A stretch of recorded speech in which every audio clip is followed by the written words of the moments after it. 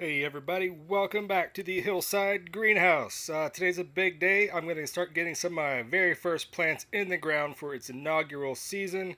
And what I've done here is, edge of the greenhouse here, I actually acquired this almost exactly 10 feet long 2x4. It was in the yard when I moved into the house, so I've used it for several things. But I'm going to repurpose it now for this time. A little bit closer down here. And what I've done is I dug into the soil a little bit, evened it out, so put this in. So it's not really that much above the existing level of the ground. I'd say probably 3.5 inches. The reason why is right here at the lip of the greenhouse there. Yeah, I don't want to go above that because those little plexiglass greenhouse panes right there will not withstand the weight of soil pushing against them. So I'm kind of limited going across here to the top of the 2x4 here. However, all is not lost because what I've done is I took my garden fork here, turned all the soil over, and because I'm blessed with red clay soil, as everybody in Appalachia is, yeah, so I pulled all these chunks right here. As you can see, this kind of stuff right here, this chunks of hard red clay. Yeah, no matter what you do, you're never going to turn this crap right here into actual good garden soil without plowing it up, tilling it up, destroying the fertility of your ground and everything. So I have painstakingly turned the soil over with the fork, taken all of the chunks of soil out. I'll go ahead and get the last of these out here. I just wanted to show you. But I did have a couple friends ask me, they're new into gardening, and they just kind of said, hey, gee whiz, what am I supposed to do? Just you dig a hole and put some sort of plant inside, which, that's a valid question. Sometimes you take it for granted that not everybody knows what you do about garden and plants, etc.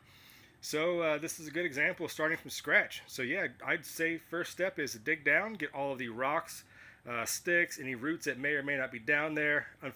Fortunately for me, there were no roots or nothing like that because, like I said, this was my existing in-ground garden the last couple seasons, so I have most of that cleaned out. But there are some chunks of clay I had to get out of the way. So that being said, one thing I like to add is right here is a soil conditioner, especially for the first time garden. You're going to want to put something down here. This soil conditioner has high humus content, as it says, which I found is pretty good for at least helping mitigate some of the clay and breaking up some of that stickiness that may or may not be part of your soil there. Also, it's never a bad idea for me, at least, to add a little bit of Epsom salt right here.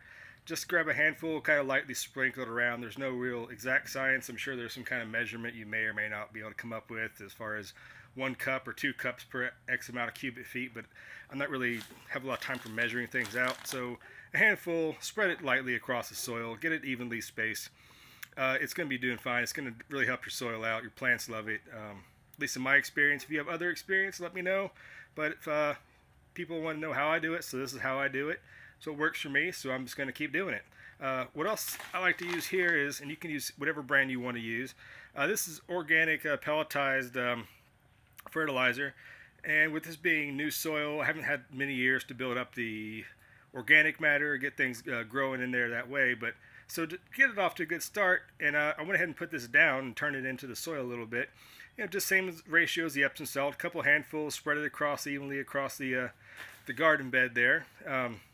Just to get a little head start for the plants, a little bit of boost to fertility while you're building your soil up organically. And like I said, I always use organic plant food. Please don't use the synthetic stuff. It's really not good for the soil health. And in the long run, your plants will benefit from organic additives anyways. And this brand here, I've always used this. I don't know why. I've always found it works pretty well for me. The Stay Green brand flower and vegetable garden soil. Whenever you start a raised bed, new soil, breaking it in, you don't have the luxury of always just incorporating perfectly healthy soil. You got to start somewhere. So and under these circumstances, I don't think it's such a bad thing to buy some soil to get off to a good start, because it's just going to help you get off to that better start. So it says here, if you're reading the glare there, that it will feed for up to 9 months. I'm not sure if that's coming through or not, but it's 2.2 cubic feet. So what I'm going to do is I'm going to go ahead and spread out the soil conditioner, nice even layer. Top it off with the flower and garden soil.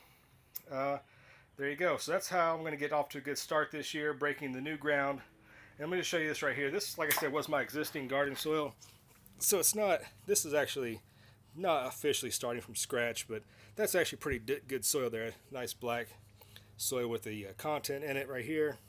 And like I said, big chunks of clay. You still got to work and find it. You're always going to be pulling those things out, but when you find one, take it out, replace with organic content, and over time you're going to build some pretty decent soil. Even if you're in some challenging conditions like on a hillside where your topsoil is relatively non-existent, you dig down about 6 inches, it's solid rock and or impenetrable clay, sandstone, etc., etc.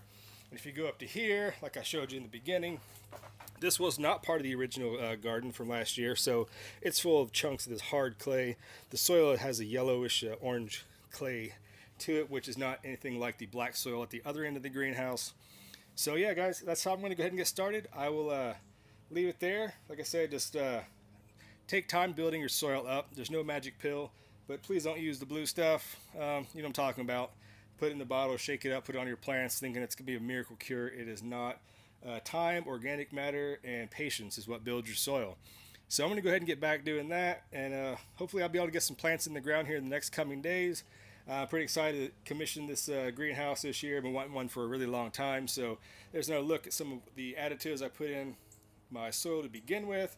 And I also have a compost pile, but it's not ready to put on top of the soil just yet. So in the summertime or a couple months from now, continuously turning it, it's going to be ready to transplant and put that as a top dressing onto my plants, which will give them an added benefit of the organic matter, like a mulch factor, will help trap in the heat and the moisture of your soil. Yep, so that's what I got for you guys today. Soon all these plants back here will be living it inside the soil that I'm building right now. Take your time, build it organically. We'll see you next time on the Hillside Garden. This is Dave signing out. We'll see you next time.